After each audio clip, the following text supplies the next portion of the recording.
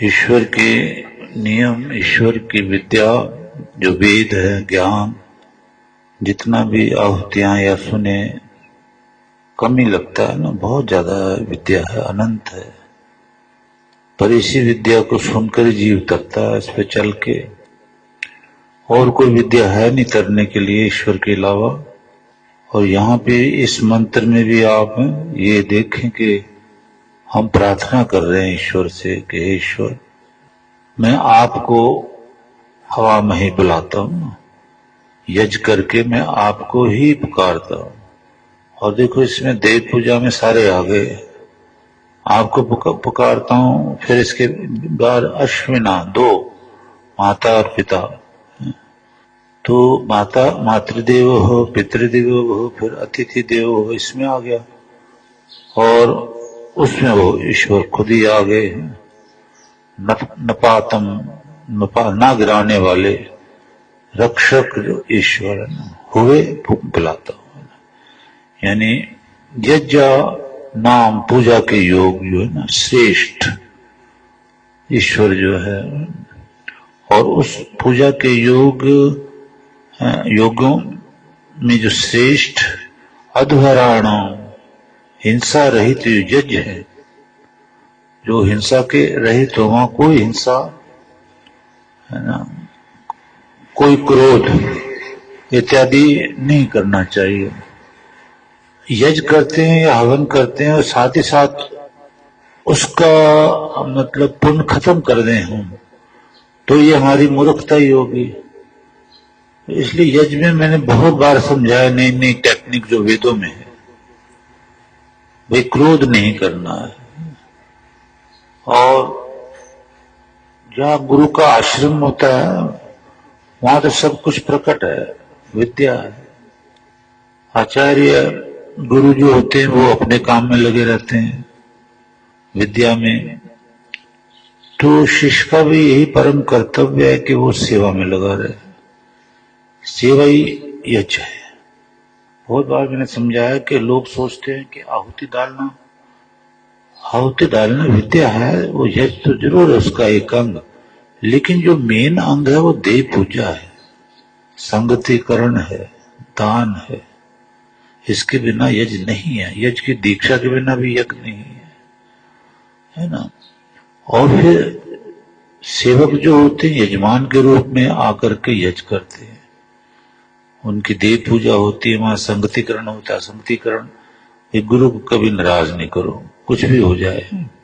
ये इसका अर्थ है करो ना करो वो पर्सनल मैटर है, करो ना करो पर्सनल मैटर है। वो पर्सनल मैटर का मतलब करो पुण्य, ना करो पाप।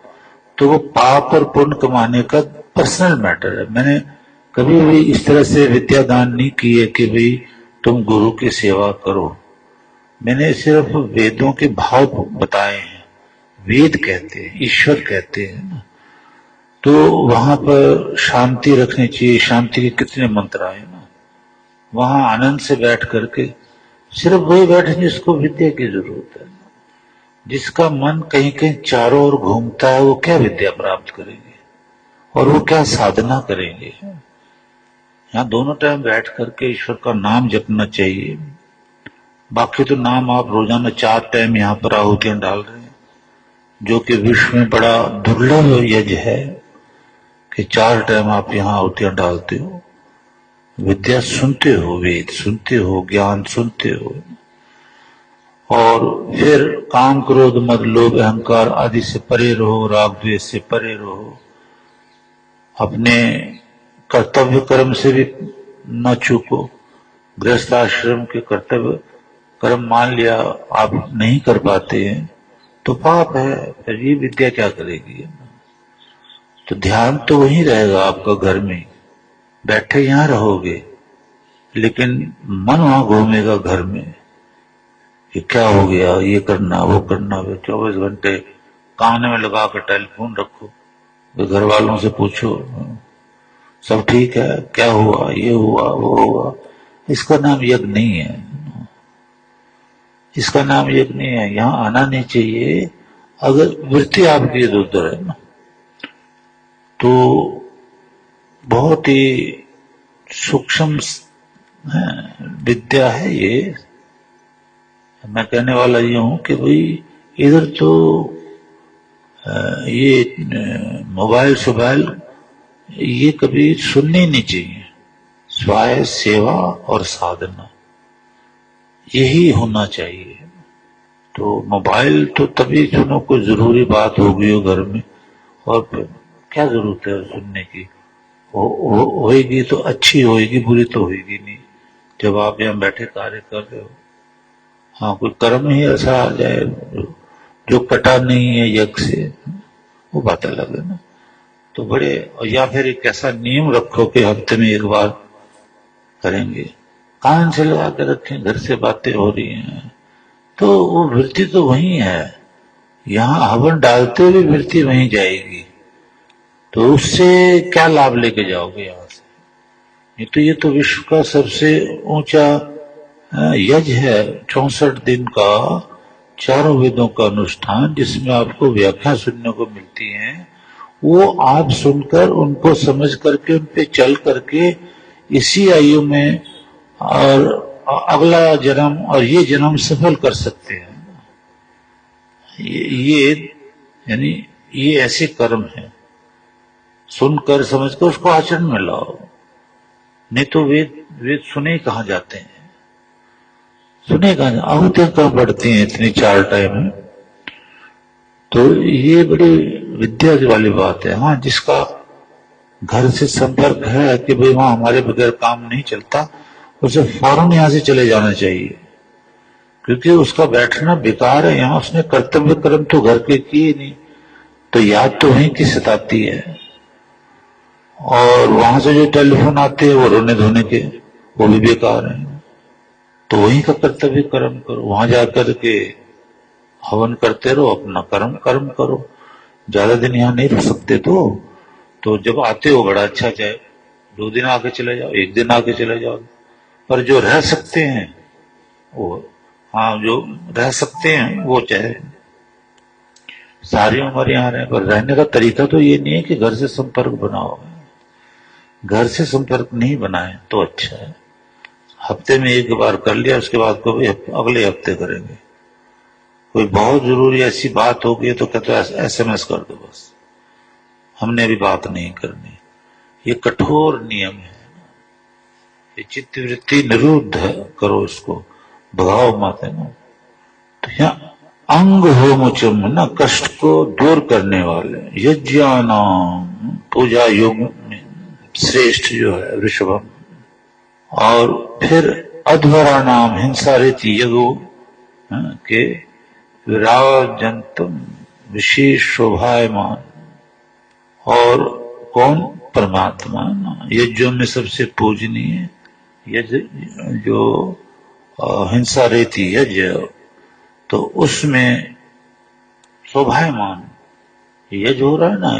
यहाँ सबसे ऊंची स्थिति जो है वो ब्रह्म की है, ईश्वर की है, वही शोभायमान है इधर। आप लोग समझते नहीं कि भाई इधर ब्रह्म 24 घंटे यज्ञ में प्रकट रहता है, हर जगह प्रकट रहता है। आप अगर कोई क्रोध आदि पाप करते हो तो देख रहा है, और कई गुना आपके लिए लिख रहा है कि ये पापी है ना। ऐसी आप मोह ममता की बातें इधर करते हो, ग्रस्त की करते हो, वो देख रहा है और वो लिख रहा है कि ये महापापी है। समझाने से भी नहीं समझते, बहुत बड़े पापी हैं ये ना। तो वो उतना ही दुख लिख रहा है, वो आगे चल के भोगना होता है।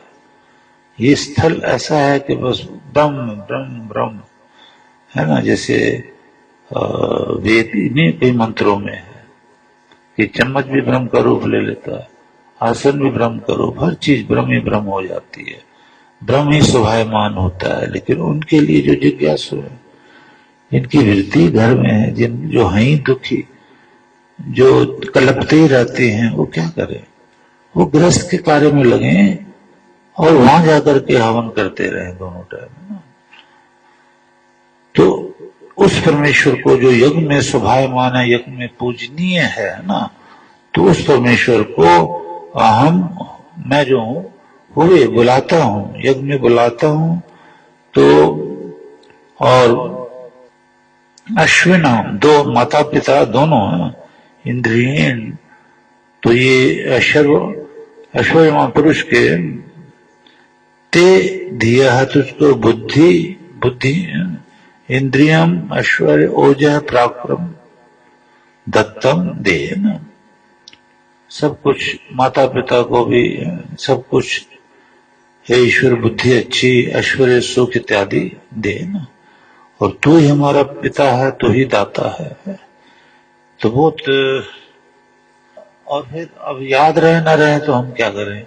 आपने कल मंत्र सुना, मैं तो बरसों से कह रहा हूं उस मंत्र को, मेरी मजबूरी है, मैंने तो यहाँ विद्या दान करने के लिए आना ही है। अब विद्या लेने वाले कितने हैं और खाने वाले बैठकर कितने हैं, ऐश करने वाले कितने हैं, धर्म की आड़ में बुराई करने वाले कितने हैं। तो ये सब विचार के विषय हैं। ये स्थल तो सिर्फ ब्रह्म के लिए है, ब्रह्म यहाँ विद्या दान हो रही है सन 78 से, लेने वाले कौन है, ये आपका विषय है ना। अब यहाँ जैसे यत्र ब्रह्म विदो यान्ति, जहां, चलो इसको चाय पी के करते हैं, इसको है ना, चाय पी के करते हैं। बोलो सच्चिदानंद।